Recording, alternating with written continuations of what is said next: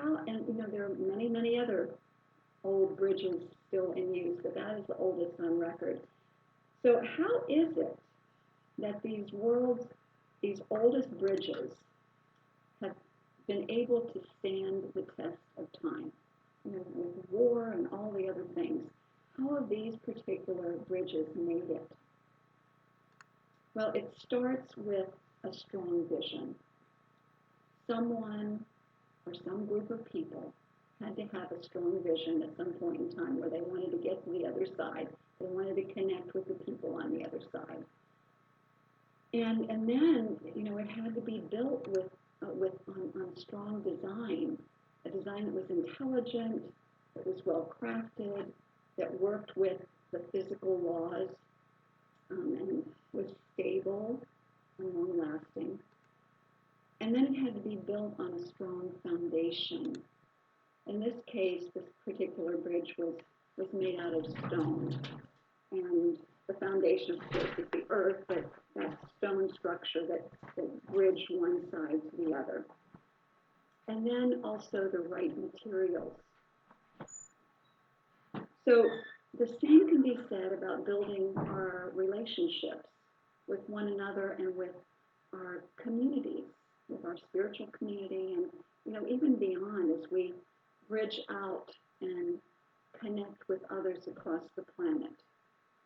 This thing that we call the Christ consciousness matrix is a great example of bridges of light and relationship that we build on a cosmic level, cosmic connections. And so the strong foundation, let's go back to our spiritual community, the strong foundation on which our community is built. It's built on spiritual truths, spiritual teachings that have stood the test of time. The design of our spiritual community, we have a care structure in place of a leadership that is based on servant leadership. And we have leader champions that care for the leaders and leaders that care for the members of the community. So we have a care structure, beautiful design. And then the right materials. I was just thinking about this. How would that translate in relationship? Well, to me, that's the right substance that binds us together. And so we are people of substance. We are people of love and peace and joy and harmony, people of the vibrations of the Most High God. That's being truly a substantial presence of the divine here on this planet. And I also like to think of ourselves as bridges between heaven and earth, where ideas in the mind of God can become manifest through us and as us in this world. So this idea of a bridges of relationship, bridges throughout the community, the Christ consciousness bridges with people all over the planet, and all built to last. So today I want to talk about actually several different talking points. The first one is better together than alone. I'm going to go back into why is it that that is the case. Building bridges within our community that last. It has to do with not spreading gossip, complaints, and rumors. Another one will be building bridges within community that last, the triple filter test, and building bridges within community that last, creating a go direct culture. Now, those of us who have been around here for a long time are familiar with the go direct culture. However, I think it is really good, and I know it's always good for me to go back over these elements, because it is in dealing with our differences, our uniqueness, the challenges that we sometimes have in relationship. Because we're unique, we have different preferences, and so being skillfully, learning how to lovingly work through these differences is really important to build community relationships that last. better together than alone. Let's do that first. So just notice in the process of creation over the millennia, on this particular planet, it began, well, actually in the universe, atom being magnetized to atom. And then over time,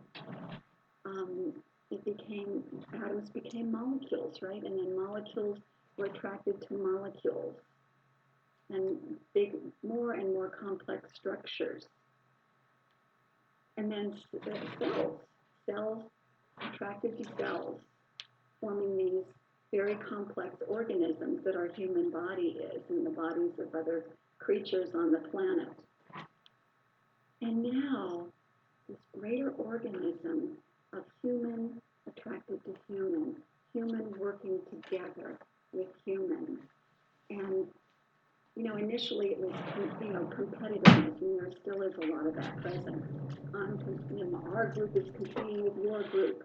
And we know that the next evolution of social structure is going to be collaboration, cooperation. There's a lot of it in place already. Collaboration and cooperation across the board, all working together. So why is that so important? Because what we have found is that the seeds of our individual potential grow more quickly in a resonant field of loving community, right? Those of you who've been around for a while, you know that this is true.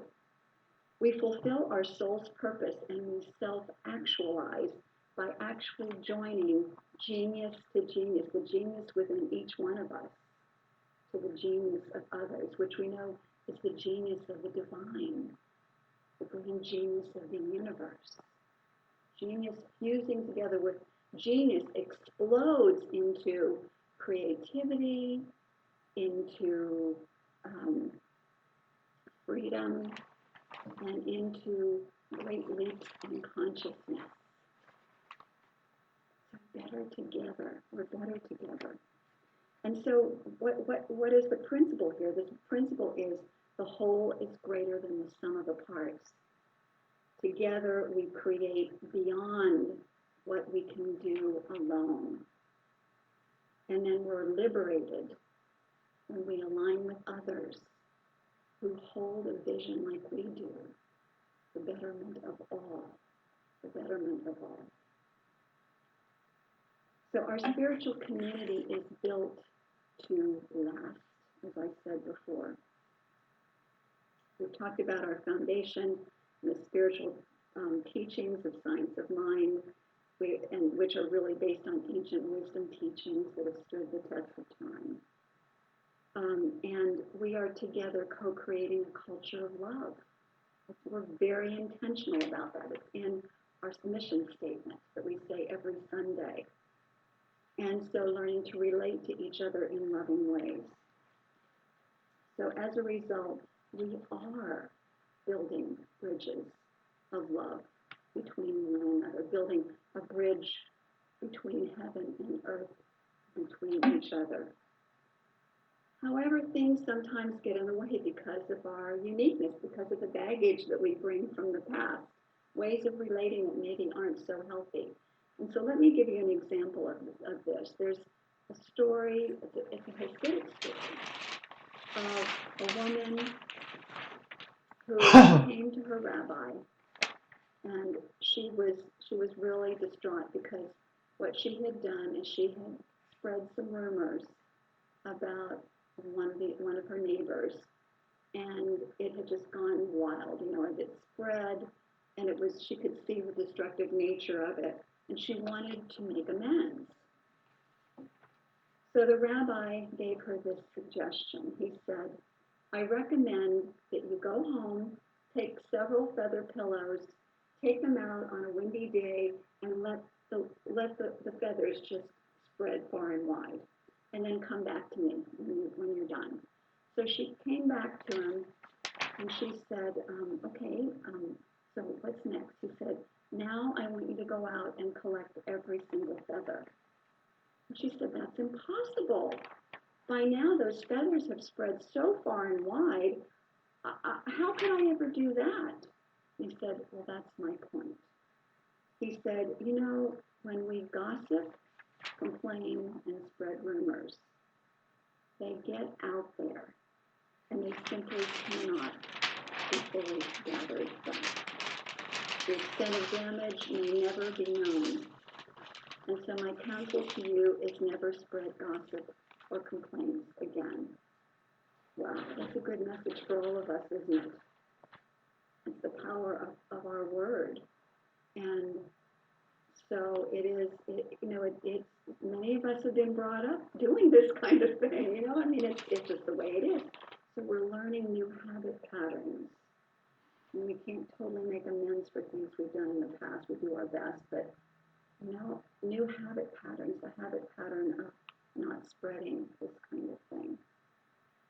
So that helps to build strong bridges of relationship that last. The triple filter test, another way that we can build bridges that last. And this is a story about how one day when a friend of Socrates came up to him, a man came up to him and said, Socrates, do you know what I heard about your friend Sam? I'm going to use the word Sam, his name Sam. And Socrates said, well, before you tell me anything, I'd like you to pass the triple filter test. And he said, okay. And he said, the first filter is goodness. Is what you are telling me, it's truth. The first filter is truth. Is what you are telling me are you absolutely sure that it's true? And so the man thought about it and he said, well, no, I'm not really sure it's true. Socrates said, okay, so the next filter is goodness. Are you sure that what you're about to tell me is good? Something good about this person? And he said, oh, absolutely not. It's not a very good thing. And Socrates said, okay, third filter, usefulness. Is what you are about to tell me useful to me at all? And the man said, well, not really. And so Socrates said, well, if what you are about to tell me is neither true, nor good, nor useful, then why tell me at all? A beautiful principle to remember. Is it true? Is it good? Is it useful? So if it doesn't pass any of those tests, then it's better left unsaid. Another beautiful principle to remember. So now we get to, so what do we do then? What do we do if we have a disagreement, if there's something that is not settling well with us, and we want to continue to build healthy relationships, strong bridges of relationship within our community? What do? We create a go direct culture. That's what we've been cultivating over these years in our community. A go direct culture.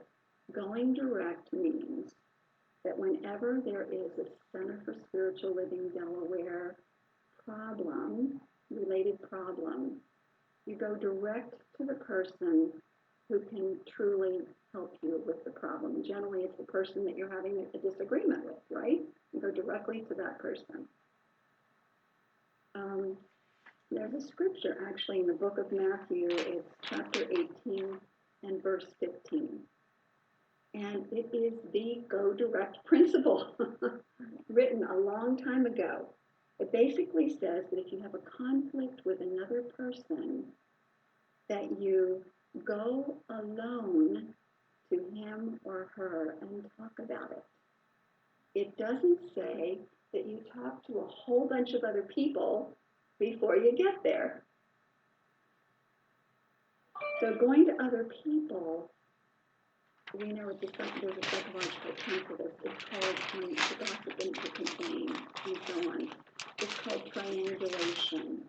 We know triangulation setups, this persecutor, rescuer, and victim type thing, that we know is so unhealthy for relationships. So go direct is really the healthy way to handle these kinds of things. So going direct also implies that we handle the issue ASAP, as soon as possible. And Mary Manamorsey has a beautiful term for that. She calls it shovel while the pile is small. Shovel while the pile is small. Take care of it immediately, as soon as possible. Don't let it fester. And the other thing is, so that has to do with quickly. Handle it quickly. The second one is about openness. If someone comes to you complaining about a Center for Spiritual Living Delaware situation and says, keep this confidential, the health and the well-being of our community. So you would say to them, the health and well-being of our spiritual community is dependent on issues and concerns like this being out in the open. Openness is what we're talking about. So that this information needs to go to the appropriate person who can address it. So you ask them, please go directly to whoever the person is. Now, personal issues are 100% confidential. We're not talking about that. We're talking about when people are holding confidentiality around things in the center that interfere with a healthy community. Healthy community, there's communication about issues that are going on. So there's that. And also, have you ever had somebody come up to you, and I have, this has been quite a while since this has happened, but 3 people coming up and saying, 3 people have come to me complaining about, there's somebody who's standing there in front of me. And so basically what I would say is please encourage the 3 people to either talk to me or talk to the person, whoever is involved, the person that they have a complaint about, or the situation. And I can only talk about the concerns that you have. You talk with the person who's in front of you about their concerns. This is all about go direct. We build lasting bridges of relationship in our spiritual community by handling disagreements and complaints then quickly, shovel while the pile is small, openly, no gossiping, spreading rumors, or keeping things confidential that are related to our community, and then go directly to the person who can do something about the issue. So then what do we do about the times when our buttons are pushed?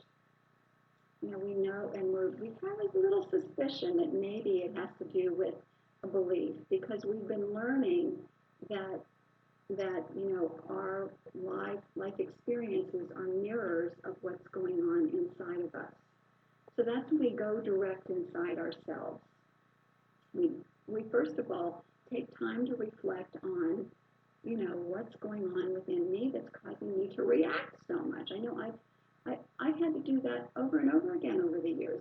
It's really important work, because here's the thing. Here's an example. If we are hurt because someone spoke harshly or judgmentally to us, where are we being harsh and judgmental to ourselves? Now, that's a great example of the kind of inner work that we want to do. And here's where one of our ministers or practitioners can support you. They've been trained for quite a few years. They are licensed to support people in spiritual guidance in issues like this. And so the thing is we said we'll go directly to the person. Well, maybe you need some counsel before you go directly to the other person. And that's where our practitioners and ministers can help you come up with a strategy or a plan, and do some prayer work to support you. So if after having done that, gone within, gone direct with yourself, gone to get help from one practitioner, not all of them, one practitioner, um, then there are 4 questions to ask yourself before going direct. Listen to this. Is the issue any of my business?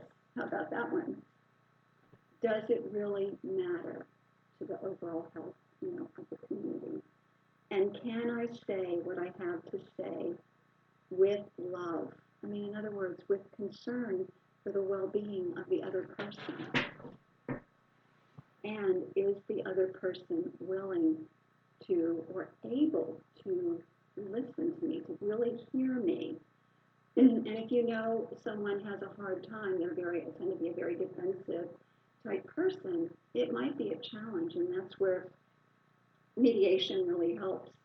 Having someone who has some mediation skills, one of our practitioners, to let the two of you talk with each other and just kind of act as a mediator. So handling these situations is so important, my friends, because we truly want to build relationships that last and to grow. If we are all intent on growing in love and growing in all aspects of ourselves and truly radiating the vibration of light and love that is the divine, then it requires some willingness to do the inner work and to take the time to have conversations with others to clear up some of these things. So if we say yes to all of those 4 things, going direct has a great potential of being mutually beneficial to both parties. So realizing, again, that we are all better together, that is a very important thing to remember. Going direct takes spiritual and emotional strength, there's no doubt about it, and maturity, but it is essential for building bridges of healthy relationships and healthy community and to support our well-being and growth. The Dalai Lama once said something very important about friendships, about friends. He said, there are those who are easy to love and easy to forgive.